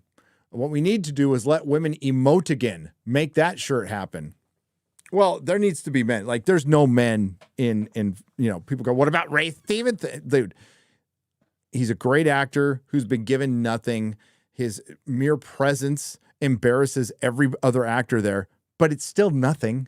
He's still a nothing character. We got a little more of his background story. Do you know what episode we're on? 6. Yeah. We're on episode 6. And we finally got a little bit more about his background story that they could have told in the first 10 minutes of the first episode. So people are making Ray Stevenson out to more than what he actually is in this show because he's Ray Stevenson and he's fucking cool, and I can't deny that, but he's a nothing in this. The idea, but that's what Star Wars is. Well, that's a concept of an idea that might be good that they'll never fucking follow through on because the story group is a bunch of fucking dumb, retarded hacks. And they won't get rid of them. They won't get rid of Kathleen Kennedy. And Dave Filoni is not the guy you thought he was. Ryan somewhere is vindicated. Welcome home, Gary. Glad to see you're back, says Horror Amarada. I'm glad to be back. Thanks for the $5. Hope everything's going well on your channel. Creature Feature Tiki has become a member of the radicalized level. We need to change Jaloja to the Fellowship, by the way. I asked Garrett to do it a while ago, but I think he got busy. I'll remind him. Yeah. So the Milky Bar kid for $19.99 and just drops that and leaves. Thanks. That's nice. I appreciate it. Oh, and that's British pounds. That's proper money. Proper money. Judo Cricket has been a member for 40 months. Remember that part of the OP was written around 20 years ago. The story of One Piece is written around 20 years ago. The story isn't what's amazing. It's that Netflix allowed the story to be told as is. And so the original story was amazing, and they were left alone to tell it the way they're supposed to tell it, called respecting the source material. Now, I've heard from some anime and manga fans, and they're like, it's all right. Almost to a man and woman, it's been anime's better, manga's better. I completely believe that, but my review will be coming directly from coming in as a complete newbie, watching this as a TV show by itself, and it's going to create a bunch of new fans. And it destroys the modern audience narrative completely, utterly and completely. You didn't need to change shit from this. Sure, it was diverse to begin with, but you didn't need to really change stuff. They did some race swapping and stuff, but it wasn't in any way going to affect the core of the story and the core characters, right? Well, and they didn't race swap and say, I am whatever the Or background is. Usopp is supposed to be, I'm just going off of what I heard in chat, by the way. So he's supposed to be like Pinocchio. But, I mean, him being black, he was my least interesting character. Wasn't terrible. Didn't take away from anything, but, no Sanji or Zoro or Right. Nami. Nami's fucking great. Oh, what a good character, man. Hail all. Gary, did you get my email from Danny Grover for 2 British pounds? I haven't checked my email today. I'll ask my wife. Is it important? Does it have the lottery numbers? Am I the father? I need to know. Matthew Faxine for 20 Canadian pesos. Hail. Gary, should watch and review every episode of One Piece, the anime, 1,000 episodes plus. Let's go. Yeah. Right. No. I will watch some. What I'll do is I'll probably get a list of the important stuff to watch. I ain't watching 1,000 episodes. Yeah. Does anyone have a list of filler and non-filler? Yeah. I mean, I might start. Who knows? Maybe I start and I finish all 1,000 episodes. Maybe it happens. The fact that I'm even going to sit down and watch the anime kind of says a lot. It says how much I like this. So It's really weird to think you watch anime or going to watch anime. I'm going to watch it. Samuel Shafik for 10 Canadian pesos says, for your gaming show, why not try Telltale's The Expanse? Based on the books and the TV show, gameplay is simple and might actually like the story. It could be enjoyable for you. I like Telltale games. I think the Fables one is the best. If you ever played that one, Telltale Fables is the shit. Bill Willingham, based as fuck too, by the way. Zalake for $5. My concern with season 2 of One Piece is the character Bon Clay, a flamboyant gay man. He's an incredible character, but I fear that he might what they might do to him. If they just keep him like he is in the book, that's and in the anime, that's fine.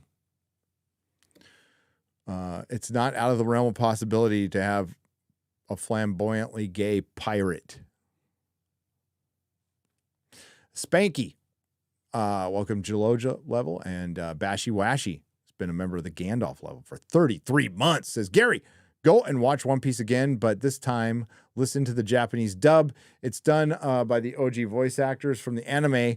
A lot of soul is put into the in the live action. So they got the Japanese voice actors to the that's pretty fucking cool. Really? That's cool. I'm worried to find out who did the dub on the Funimation thing, if it's any people who tried to cancel Vic. Imagine watching episode 7 and discussing it for a week. Tigo I'm going to mess up your last name. Sorry. Toshimi for 1090 Rs. I know, right? Having that ending lead into your final episode for a week, it would be all over the place because the ending of episode 7, you saw the whole thing, right? So the end of episode 7, when Nami says, help me, that's the best scene of the year. Fucking so good. There are just so many great moments. And the thing about it is the One Piece puts character first. Yep. That's what One Piece does. Ahsoka puts events. They got to go here. It's Ahsoka is so quest driven. It's just a video game. At this point, it's video game level writing and acting. No disrespect to video games, because there are many video games that transcend that and really connect with people. So a lot, in fact. But just its story is more important than characters, and so these things have to happen. Why? Because it's in the script. Not because it's motivated by the characters. And that's what makes One Piece so engaging, so relatable. And all the things that, they don't even point, the show is diverse. They never once even pointed out. The one thing they do is I love the sort of like fish people. I think I sent out a tweet saying if you don't like One Piece, you're fishist. You know, Yes. like you're a fish. It's because the only racism in, you know, the world of One Piece is against fishmen who were slaves, and they play that up. But they're racist back, by the way. Yeah, they're racist back. Yeah, fish supremacy, like they say it. Yeah. I know it's weird. But it's I mean, they're not making light, but it's just that's that world, right? I mean, in the Star Wars universe, George Lucas even said the only real prejudice, he didn't say racism, but prejudice in the Star Wars universe was against droids. Mm-hmm. That's why, you know, the bartender, which I'm sure has a huge backstory and will be a huge part of Dave Filoni's movie, the bartender from the cantina at Mos Eisley said, "We don't serve their kind here. No droid." Mos Eisley, a Star Wars story. Right. They wrote a book. I never read it, but I remember seeing they wrote a book of like some collection of short stories about every character from the cantina bar, where they came from, what their backstory was, how they got to where they are. I mean, that seems like just freaking laborious. George Lucas doesn't probably think as deeply as that. It's just, you know, no. But yeah, I like the idea that exists. I'll never read it, but I'm sure Ryan Cannell can tell me everything. Mm-hmm. So I don't need to. See, that guy knows all the EU and all the books.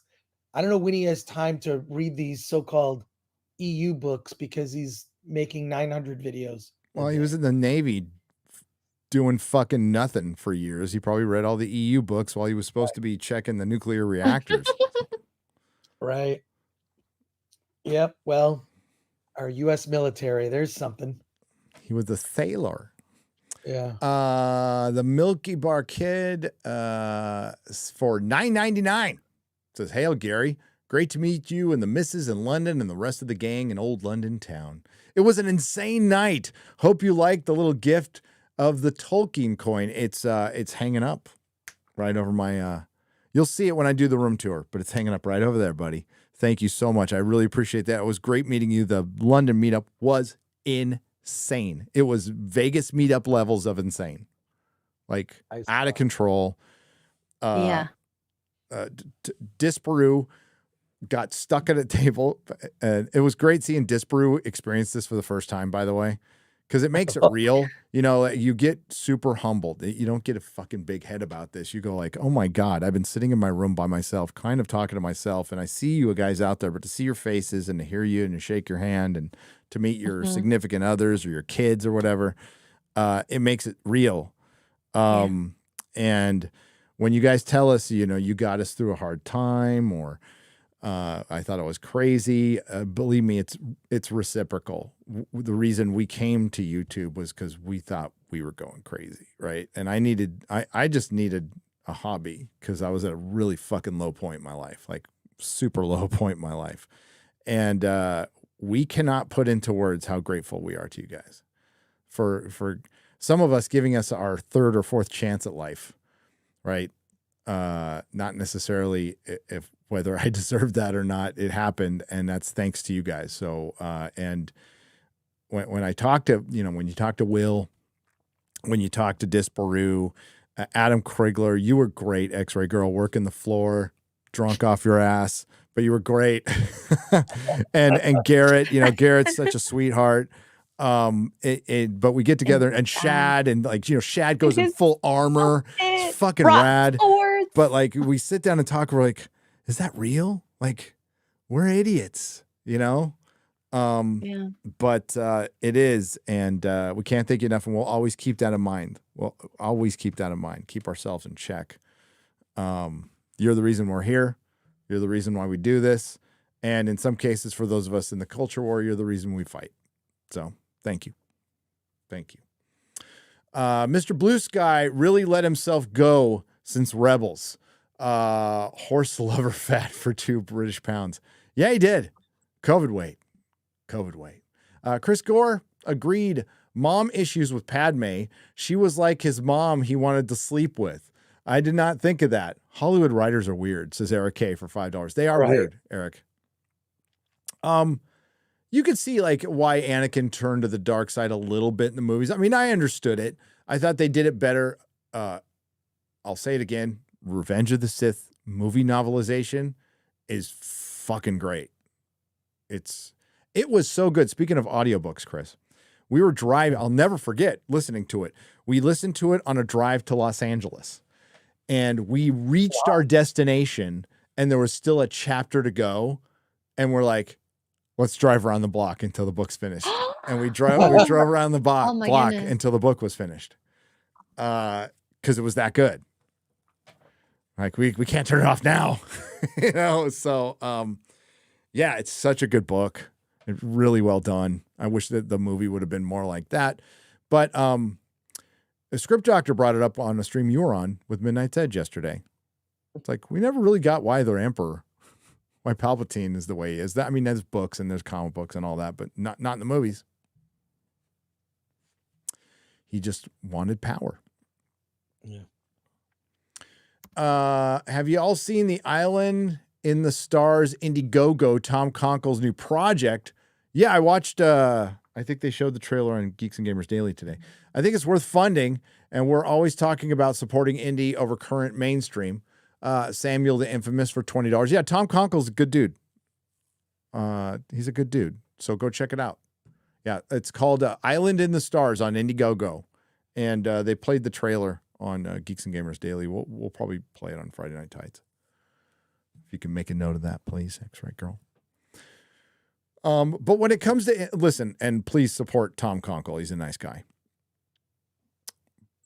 And we talk about indie support, and I'm all for it. I'm absolutely for it, but it can't be like, we need the indie scene to get good too.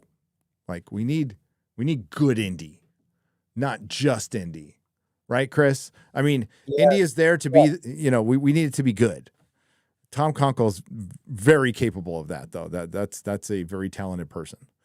So, but it's expensive to do it well. I mean, if you make what you can make on your level, you know what I mean? So, in fact, I sent you a trailer yesterday. I feel bad because I kind of derailed the real BBC. I don't think so.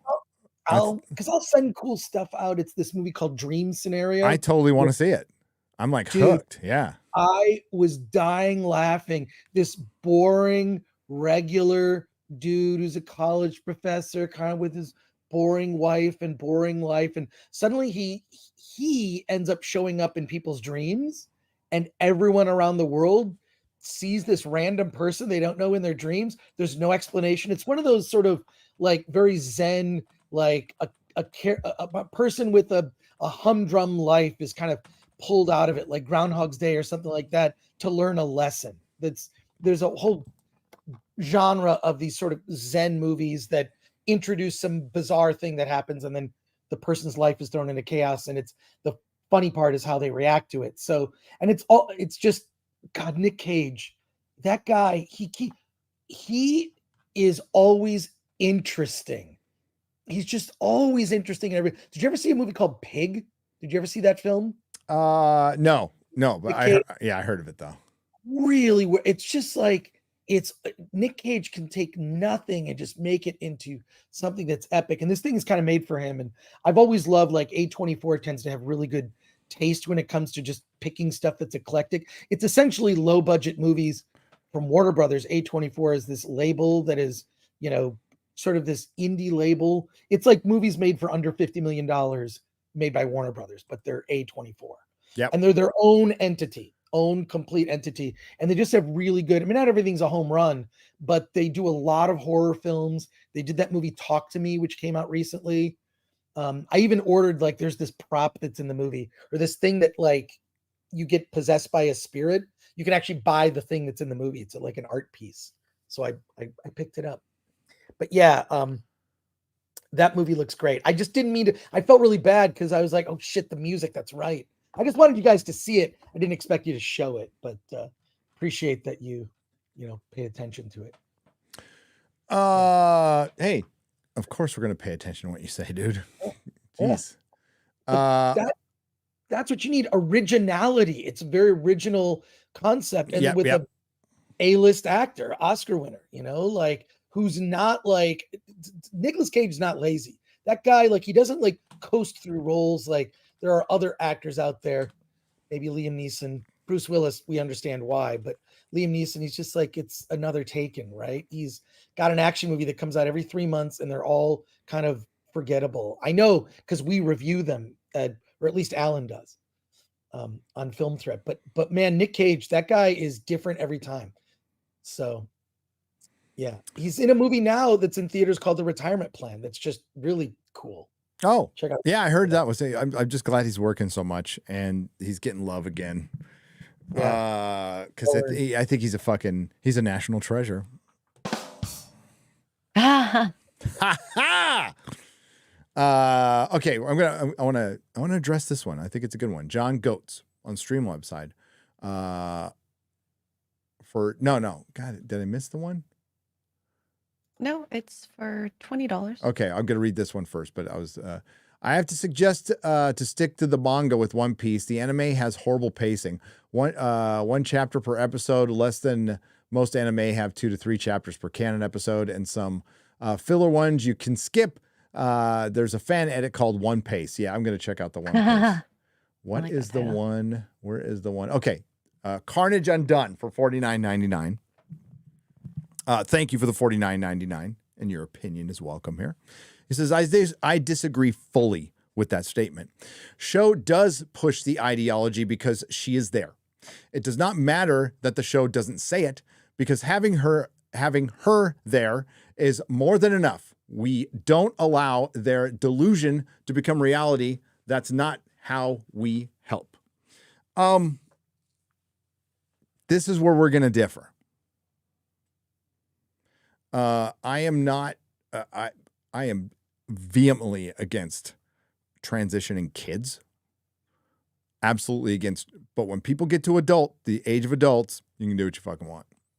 Just don't tell me what to accept. Don't tell me what is real. Does that mean a trans person can't individually go into a TV show where they don't push the ideology? Of course they can. I like Rocky Horror. Yeah. I like the Rocky Horror Picture Show. It's about transvestites from outer space. Okay. It's an old movie. I mean, the actor did a good job in the role. So I believe they merited the role. The actor, which I will call a she, did a good job in the role. But they didn't push the ideology in the story. Them just being there, that's where we get into a tough argument. All right. People have definite opinions on it. I respect them. I'm going to think a little differently on that one because individually, I don't have a problem with how people identify. I have a serious problem with them trying to push that shit on fucking children now. I have there's a line that I draw in the sand for that one. For fucking sure. But pushing compelled speech, trying to, really push this ideology on women's sports, that's some fucking bullshit that I'm absolutely against. If one person wants to identify and go into a fucking movie, that doesn't bother me at all. Doesn't. Yeah, I'd say, Gary, you and I are in agreement. I don't have any problem with, and the thing is the actors never said anything. I didn't know I just think that it's Kobe is kind of perfectly cast in the sense that I feel like that person represents a type of anime fan that I feel like I've met many times. But a little ambiguous, a little maybe not a manly man, but a male character, and it's fine. Look, I'm pretty normal looking dude, but what I appreciate about having come from the Midwest to California was in California you can let your freak flag fly and nobody will criticize you. I remember being criticized for my fashion choices and haircut when I was a kid in Michigan because I liked punk rock, right? Yeah. So to come to California and go like, hey, nobody cares about that kind of thing, like that's cool, but there is a lot. There is a line. So. Yeah, there's a fucking line. Like, men are men, women are women. They are absolutely different. Men should not play women's sports. They have no fucking business being in a bathroom, and they don't. We do not have any business. No teacher has business pushing gender ideology on a child. Period. End of story. These are pretty fucking easy asks, by the way. Yeah. And what that does is ultimately it does damage to the LGBTQ plus cause, whatever the cause. For one, there's no cause. It's a political organization. But for the individual gay person or person who might identify with trans, I think that's rarer than rare where it turns out okay. That's just statistically proven. It's rarer than somebody actually genuinely feels like they're born in the wrong body. A lot of times there's a help that can come with that.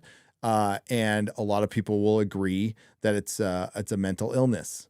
It's a mental illness. It depends on the person though. It really does depend on the person. So, but there are some who have transitioned and they're actually happier people. That's happened too. Again, that's like finding a unicorn though. It's pretty fucking rare. But I want to tell Carnage Undone that your opinion is welcome here. And we can disagree on that one thing, but thank you. And I appreciate you saying it. I do.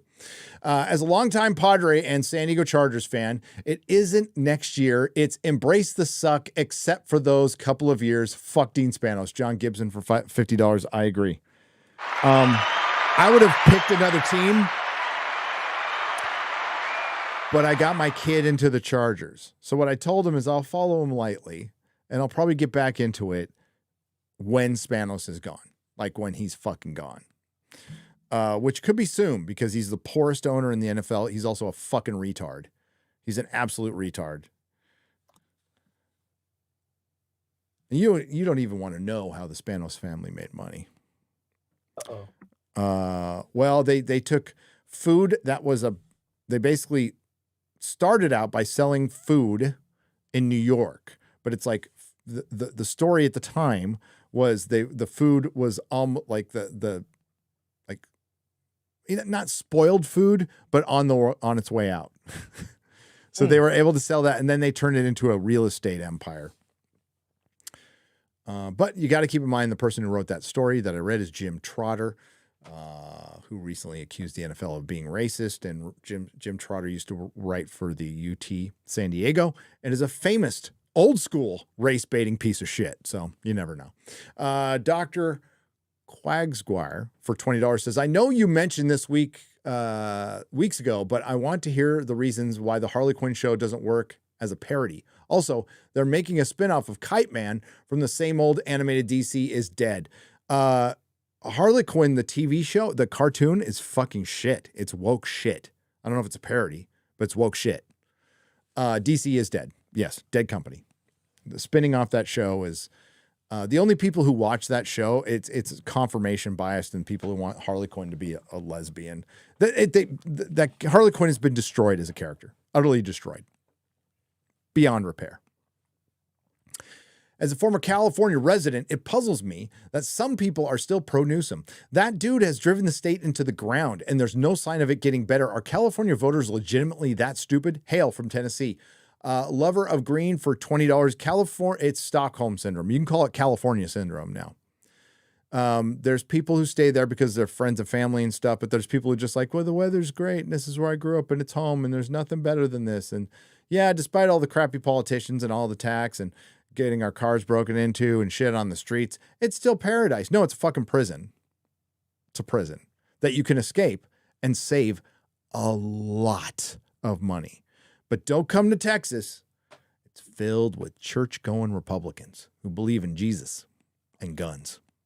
Well, it's that vote blue no matter who attitude. I've always been independent. You know, I've voted blue. I voted red. I voted for who I thought the best person was. I voted independence. I voted for Perot. I forget what it was the second time, just as a protest vote. Yeah, can I vote for Perot? I think it was in prison. Yeah. I think I voted for him the second time. So the second election. I couldn't vote for him in the first one. I voted for Perot. Yeah, I've always been an independent too. Yeah, right? same. I just sort of look at, I mean, mostly leaning liberal, but man, Well, things as a have changed. former punk rocker, I mean, like independents are kind of our thing. Right? Right. It's not beat. That's why fucking communist punks are such a fucking joke.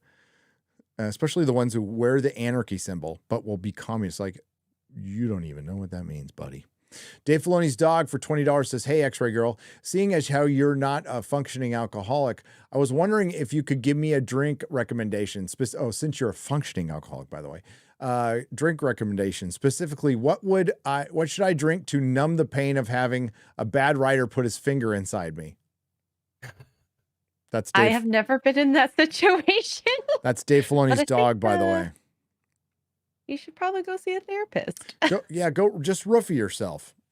Roofie yourself. How did they explain how Ezra lived? Ezra was shot in the chest and dying after being shot in the chest by Grand Admiral Thrawn on the command bridge of the Star Destroyer. Robert Durham for $20. Well, we have 2 episodes left for them to answer that question. And they probably won't. I didn't even know that happened and don't care. Yeah. Who is Ezra and why is he why would Sabine basically, be sort of change her allegiance just to get to this person? Are they in love? No, it's just brother and sister. They took away that insinuation that was definitely throughout Rebels, but not in the TV show. That was the first red flag to me. One was the way that they killed Han Solo in The Force Awakens. The second thing is what's missing from this? Not just George Lucas and his sensibilities, which were greatly needed for the sequel trilogy, but romance. There's no romance. Why isn't there romance that just, I feel like there's just a group of people that are within these companies that are vehemently against traditional romantic relationships. The most romance we saw in the fucking sequel trilogy, the only reason I say fuck is because we're deep in the stream and I feel like I can get away with it. Sure. Was a lesbian kiss at the end of The Rise of Skywalker, which was cut out of the movie for international release. It's ridiculous. It is utterly ridiculous. This shows what these BS activists have done to ruin Star Wars, in my opinion. Star Wars was always had a sense of romanticism. May not have always been healthy, whatever, but it was there, and it's part of that sweeping, epic fantasy nature of it, and the sort of fairy tale aspect. It's the nature of fantasy to be romantic. It's absolutely, but they've taken it away because of the Bechdel test, because it's heteronormative. We'll go one step further. We'll bring back up the alphabet cult that's running LA. That is heteronormative. So we can't have that. Of course, we can ship the little dachshund and fucking Sabine. That's fine. That's perfectly fine. Or Finn and Poe. I remember for years I had friends. You watch Finn and Poe. They're going to come out as gay. There's a relationship there just because of a look that Oscar Isaac gives, which was a little suspicious. He gives a look where he's just like approving of the fact that he has his jacket on and it fits you. Yeah, I think that's kind of a resting look in Los Angeles, by the way. Whatever. It's exactly. I'm just saying that that was missing in The Force Awakens, and that to me, basically, Rey friend zones Finn at the very end of the movie while he's in a coma. Thanks, friend. What a says friend. God, I fucking hate I fucking hate the Star Wars sequel. I hate him so much. In retrospect, it's just so bad. Someone should do a trial and put Disney on. They should. I already did it. What can you say? Guilty. Jeremy Chesymack for $19.99 says Electronic Arts may suck as a company, but they know how to make good Star Wars storyline in a video game. That's what I hear. Matthew Facsheen has gifted 10 Nerdrotic memberships for $50. And this is going to have to be the last one because me and Chris have to go. I'll be doing a square up tomorrow on Nerdrotic Live. And we will catch these two. We got a few more that we're going to have to leave behind, unfortunately. Superfly1234 for $50 says, what's up? finally watching a live one. When you get a chance, Gary, you should read The End of Average. Explains a lot of why the schools are the way they are. And Can You Roast Space Jam: A New Legacy absolutely ruined Looney Tunes. I don't know. You know what? I haven't seen the first Space Jam. I loved it when I was a kid. I think it's one of those movies that came out when I was in prison. I just never got around to seeing it. Yeah, I just remember kind of seeing half of it and not loving it. I mean, I like Michael Jordan. Obviously, and I like all those characters. I just thought it was dumb. It's really silly. It's good for kids. It's good for kids. Right. Yeah. I am going to praise One Piece, and I will probably, I promise I will roast Hollywood on something after that. Right. All right. We'll get the rest. Okay. We'll get the rest tomorrow. I know you got to go. I got to go. Everybody's got to go. But thank you for watching, chat. Thank you to the Modrotics. Thanks to everyone who left a super chat and donation. What do you got coming up, Chris? Doing our live stream, Hollywood on the Rocks. We're going to talk about the new woke James Bond. We're going to talk about the Ahsoka with Alan, a couple of indie movies that we've seen, and then we're going to talk about a thing called Skibbity Toilet. What? Huh? Yeah, see, you don't know what Skibbity Toilet is. No, I don't. I Sounds know what made up. Toilet is. No, Skibbity Toilet with Gen Z is the biggest thing. We're talking about it's an internet show on YouTube. Each episode is that's great. Each episode is about a minute. There are more than 60 episodes. It is a battle between a guy's head that comes out of a toilet. Oh, jeez. And this is not a joke. We're talking about billions of views, not millions, billions. This channel has 30 million subs. The channel has 30 million subs. I'm trying to compare this to like things like Ahsoka don't resonate, right? Ahsoka isn't resonating. You know what's resonating? A show about toilets fighting camera head people. And it's Gary, I'm telling you, you watch one episode, show it to your kid. Show it to your kid. There you Your go. kid might know what it is. Your kid probably knows what it is. He probably knows. This thing is like one of those things you discover like some Korean boy band or someone like Blackpink. And I actually personally like it. But love Blackpink. You know, all these like things that have like we think that like America, everything is just, and it's from a Russian animator from Georgia.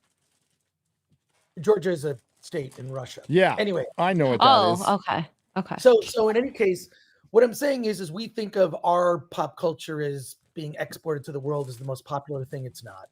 And when you look at like the, views that these Korean bands get, or like just other sorts of phenomenon, like it's not the biggest thing. And this Skibbity Toilet is something you should at least be aware. I'm riveted. Every episode that comes out, I never miss it. You can binge the whole thing in 1 hour. It's a little over an hour total running time of episodes. Oh, New Mutants. Is that a Bill Sienkiewicz cover? No, this is a Liefeld McFarlane cover. Oh, there you go. There you go. Yeah. Yes, Wow. the Skibbity Toilet is a weird phenomenon. Check it out. So we're just, I think it's significant in the same way that like what Eric July achieved with Rippaverse, that was significant. Sam Keith cover. There you go. That's some shit right there. Yeah. But it's, to me, from a business standpoint, if you are writing about the comic book industry and you ignore Eric July, that's an agenda at play. And that's BS. You cannot ignore the success. You can dislike the comic book Isom all you want. You can dislike what he's doing. You have to recognize from a business standpoint, I would always love stuff like that. Like X-Men Meet the Next Generation or Star Trek The Next Generation. So somebody sent me all these. Like these are all like, holy shit, there's some good stuff in here though. Dang. Yeah. Man. But so Skibbity Toilet is one of those phenomenon where we're like, why is this resonating? Why is it? And each episode just gets more and more ambitious. It started off as some sort of viral, weird cartoon about a singing head that pops out of a toilet in a restroom. Yeah, that's escalated. And it's billions of views, and it's on YouTube. And it's on YouTube. It is okay. There are channels that analyze and review every episode. Their reaction. There are people with theories about what each of them mean, the significance. There's lists of all the characters. It's a phenomenon that I only recently became aware of, but I want to discuss it from. Shows you how big the internet that's is. indie. It's indie. It's an indie creator from Russia who came up with this animation, and there is a hunger for episodes, and it's ridiculous. They just fight, but it's this. The sound design is incredible. The music is really good. It's really the sound design that makes it, and the animation is just so over the top. It's bizarre. So we're going to talk about Skibbity Toilet. Skibbity Toilet. Sounds amazing. All I can say is 25 million subs from May 15th to today. They gained. Dude, it's the biggest. Your son may already know about it. Oh, he knows. But I mean, if you watch it, it's like potato chips. You just kind of have to have another one. And it's so weird. Like, what does this mean? What does this mean? And I love that aspect. I've always loved weird shit. I'm sorry, I'm keeping you on the stream longer, Gary. I got to do my own thing. Go do your own stream. No, it's okay. Okay, cool. All right, I'm gonna eat lunch and do my own stream. I will. I'll see you next week. Thank you for having me on. Just great to see that you're back. Man. Safe and sound. Love you, man. Xray girl, love you, but in a platonic way. I know you're married. And it's just, but I love I love hanging out and partying with you. Xray, of course. Triple Xray girl and Frank Gore.